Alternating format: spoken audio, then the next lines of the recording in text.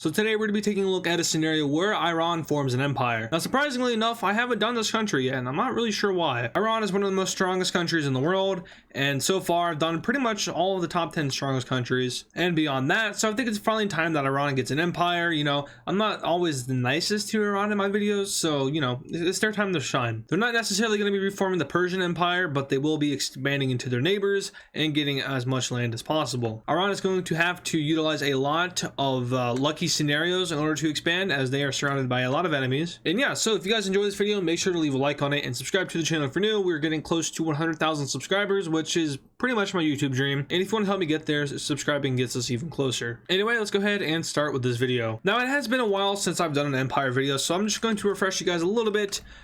Every time that I do an empire video, the country that the empire is about will always be the color red. So when you see the color red, it is going to be the empire, and in this case it will be Iran. Recently the empire videos haven't been doing too good, so I'm putting this one out there as kind of like a tester. If it does good, I'll keep doing empire videos. If it does bad, I'll probably continue my pause on the empire series and continue doing alternative future of the world. But enough about that. It's time for Iran to expand. And first of all, Iran is going to be expanding in a very fortunate way. Now recently, Iraq has been having some internal issues, and I guess external issues too, with Turkey. But Turkey and Iraq are having some problems. If I remember correctly, Turkey was firing into northern Iraq in order to go after Kurds. Take that how you will, but yeah, Iraq said that's a no-no. And then their parliament got stormed 2 times, so it's a little bit of a mess. But we're going to be playing out a situation in which Turkey declares war on Iraq. Now, this scenario doesn't have to be 100% realistic. We're mainly focusing on Iran forming its empire, so aspects of realism may be taken away, such as like NATO responding to anything, and that's just to give Iran a more fair chance at expanding. Also worth noting that empires are buffed in these scenarios, so Iran is going to be a little bit stronger than they are in real life, and I guess they would be the most powerful country in the Middle East at this point. Anyway, Turkish troops now enter into northern Iraq and immediately start to push down towards the capital of Baghdad. Now, in response to this, Iran decides this time to invade Iraq in order to secure some land and possibly save Iraq, who is not really a friendly country, but they have common enemies. Iranian troops cross the border in hopes of cutting off the Turkish troops. The president of Turkey denounces Iran's invasion of Iraq, saying that it's interfering with Turkey's interests and that Iran simply just wants to expand. He's not wrong, but he's also not right, and Turkey's kind of a hypocrite for saying that because they're doing the exact same thing. Iranian troops and Turkish troops meet up on the border with each other, and no fighting exchanges. However, they kind of taunt each other. This leads to tensions rising between Turkey and Iran, and a possible war between these two powers is imminent in the future. Iran seeks to capture Baghdad before Turkey does, and they manage to do just that. Turkey now refocuses on capturing lands around Syria, as this might be a part of their plan for later. The overall campaign is ran where Turkey invades all of western Iraq, and all of eastern Iraq goes to Iran. So the country is now effectively split in half. Let's go ahead and take a look how they will divide it up. Now, unsurprisingly, they just divided at where they invaded, so the exact front line between the two countries is essentially made into the border, and Iran is left with some pretty interesting looking borders. However, Turkey is given this horrendous looking border, but they're going to be fixing that real soon. Anyway, Iran is now stuck because they can't expand anywhere, and I say that because Turkey is an enemy, Saudi Arabia is an enemy, and then they really don't have any interest in invading Central Asia. This could pave a path for Iran to invade Afghanistan, but we all know how that goes for every empire or country, so maybe we shouldn't let them do that. Anyway, here we're going to be having something interesting happen, and that is going to be an alliance being signed between Iran and Syria. Now, the timing of this alliance is very, very unfortunate because Turkey just, they just kind of declared war on Syria, and this automatically brings Iran into the war, which is kind of what they wanted, and also kind of not because the timing was really bad. But anyway, this evolves into a major war in the Middle East. We immediately have Azerbaijan joining them on the side of Turkey, with Armenia joining on the side of Iran. Now, fun fact, there are more Azerbaijanis living in Iran than there are Azerbaijanis living in Azerbaijan, so I don't know how this war would affect Azerbaijan as a country, or even so the Azerbaijanis within Iran. Now, I know the colors are backwards, but Azerbaijan is technically considered an aggressor in this scenario, so maybe the people in Azerbaijan would be against the war. But at the same time, Azerbaijan is the greatest ally of Turkey, so yeah, it's interesting. This whole series of events is just going to be crazy. Anyway, Turkish forces now push into northern Syria and take advantage of the crippling country. US troops immediately evacuate from Syria in order to stop any clashes between Turkish and American troops. However, Russian troops stay, and eventually Turkish troops start to kill Russian troops,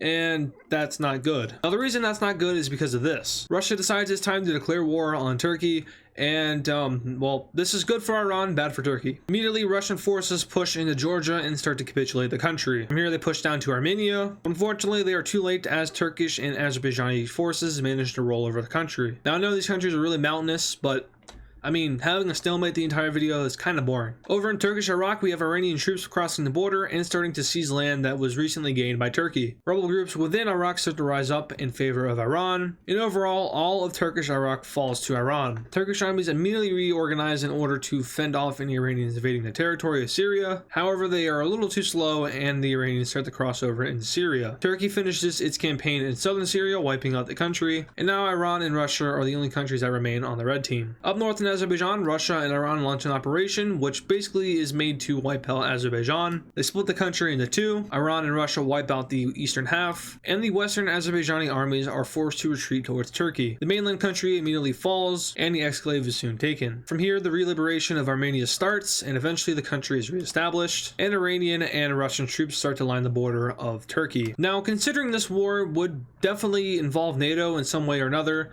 we have to factor into the fact that NATO does not exist. Yeah, that's right. I like to bend rules of reality sometimes. And that's the case in a lot of my videos. You know, sometimes reality is boring, like NATO getting involved in every conflict. That's kind of boring. So sometimes I dissolve NATO in order to make a more interesting scenario, and overall a more fair scenario. Now, I know Turkey is kind of getting bullied here, but Turkey wins a lot in my videos. So, you know, sometimes they can afford to lose, right? Anyway, speaking of Turkey, they do manage to push the Iranians out of Syria, but the Iranians hold their ground on the border of Iraq. Up north, Russian troops push further into Turkey, and Iranian troops finally get across the Turkish front line. From here, areas of eastern Turkey begin to fall, as well as parts of northern Syria. Many Turks within Turkey believe that in order to effectively win this war, Turkey will have to surrender, and the president isn't too keen to that. However, with Russians and Iranians storming towards Ankara, they are left with no choice. Turkey effectively surrenders and hopes for the best in a peace treaty, and let's go ahead and take a look at said peace treaty. Alright, looking at this peace treaty here, we actually have Turkey gaining land. Now, the reason I did this is because I realized that Syria was still fully occupied by Turkish occupants,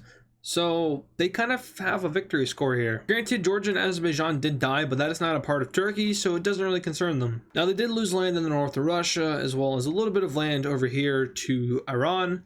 And of course, they also lost all of Iraq, but that was already not a part of Turkey. But overall, it looks like they did gain land after taking over northern Syria. Azerbaijan is reduced, but they do still exist, and Armenia is given the exclave of Azerbaijan. And from here, Iran starts to, well, they start to go imperial. See, the remainder of Syria is, well, kind of broken. It's war torn, there's many rebellious groups, and overall it's just not pretty. So Iran starts to send in peacekeeping forces. They mow down all the rebels they don't like and keep the ones that they do like, and this eventually leads to a unification of Syria and Iran. Now Iran is given access to the Mediterranean Sea, as well as a border with Israel. Now, is there a big problem with that?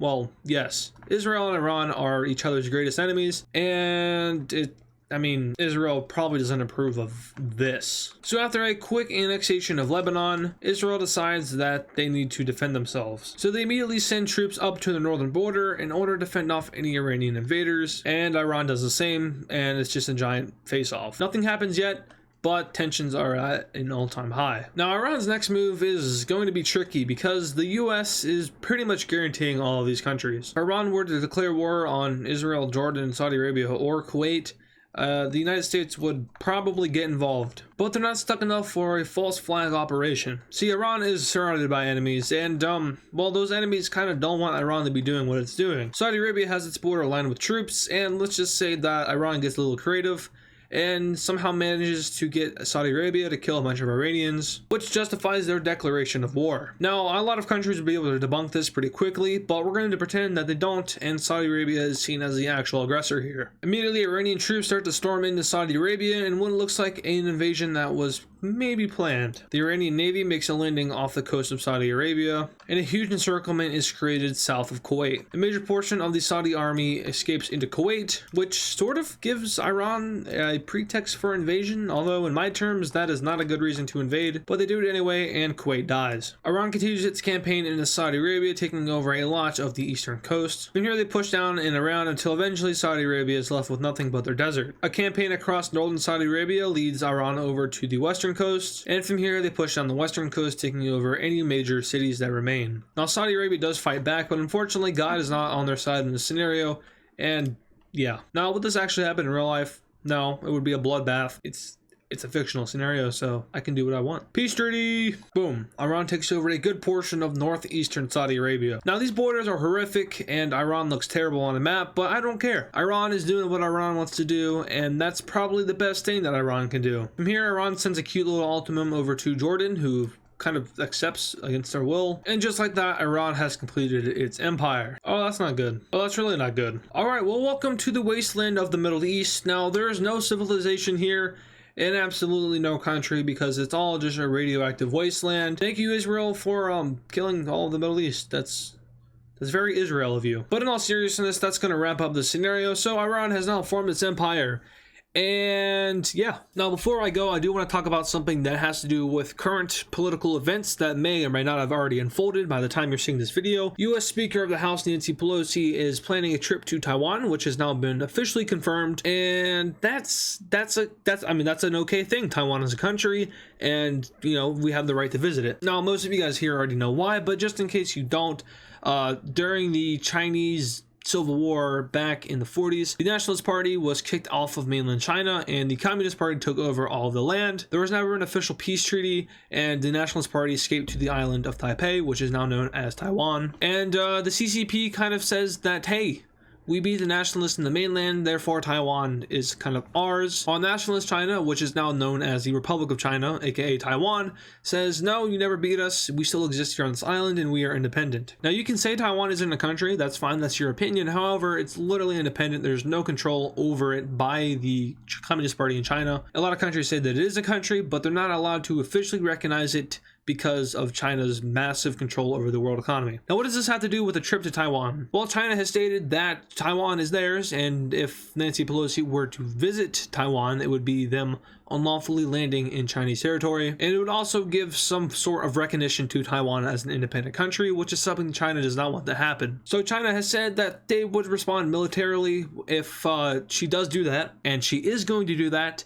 So now it's just a matter of, is China just saying that? Are they all bark no bite, which they have been in history? Or will they actually shoot down her plane and start a war with the United States? Well, the Biden administration has issued a statement saying that, hey, you might not want to go to Taiwan because it could spark a war, but she's going anyway because, once again, it's an independent country. She has the right to do so. And the U.S. has now started to mobilize naval vessels and aircraft in the Pacific region just outside of Taiwan. And that's just a response force to an immediate attack. So yeah, I guess a war between the United States and China is likely. Now, in my personal opinion, I think this is probably the closest we can get to World War III outside of Russia's invasion of Ukraine. So a US versus China scenario, which could play out soon. Not good for the world. And yeah, so that's kind of our situation today. She's apparently supposed to go there Tuesday, which I'm recording this Monday night, which means it's already Tuesday there.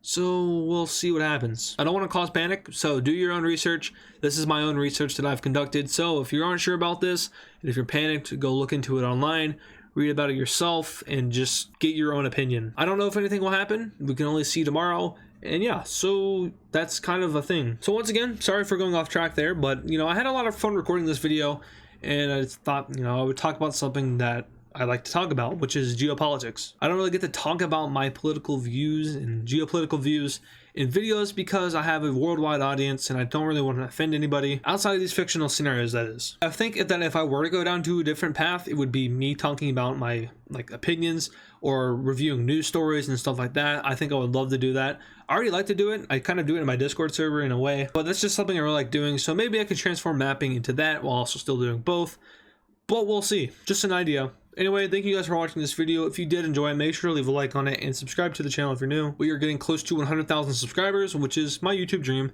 And yeah, we're trying to hit it by the end of the year. Maybe possible, maybe not. We'll see. Once again, thanks for watching, and I'll see you guys in the next video.